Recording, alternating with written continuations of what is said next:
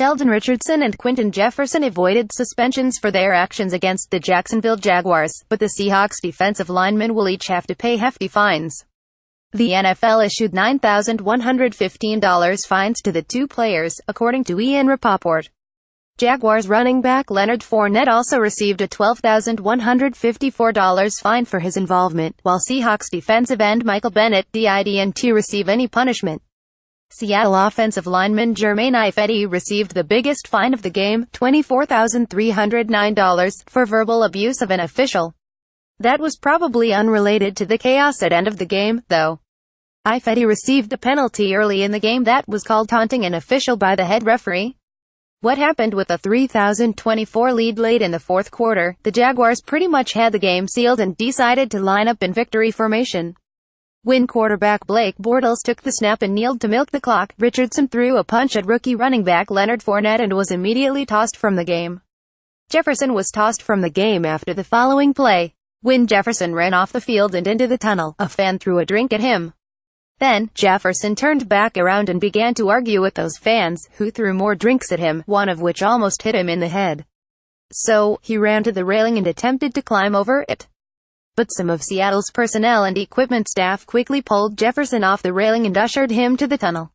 The $9,115 fine for Jefferson was for the on-field actions that got him ejected, though, and it's possible that his attempt to climb into the stands could still result in another punishment.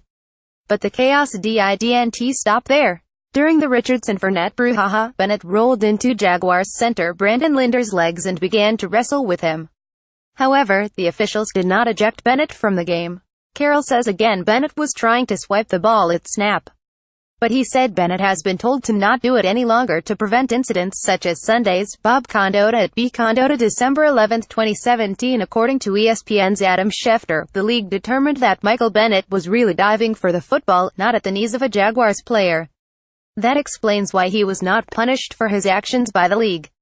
Bennett said he wasn't surprised by the NFL's decision.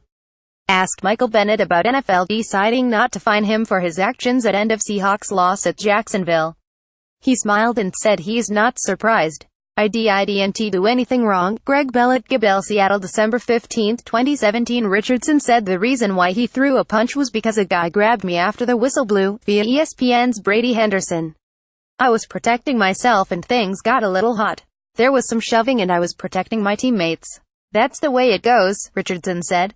Later in the week, Jefferson said he remembered hearing one derogatory comment from a fan. Why is this important? Luckily for Seattle, no players will be suspended for the Seahawks NFC West showdown against the division-leading Los Angeles Rams. Seattle will already go into its matchup against the Rams without safety Cam Chancellor and cornerback Richard Sherman. Linebackers Bobby Wagner and KJ Wright sustained injuries against Jacksonville and both are in doubt against the Rams, a game that could ultimately decide this year's NFC West champion. The top stories from Week 14 in the NFL.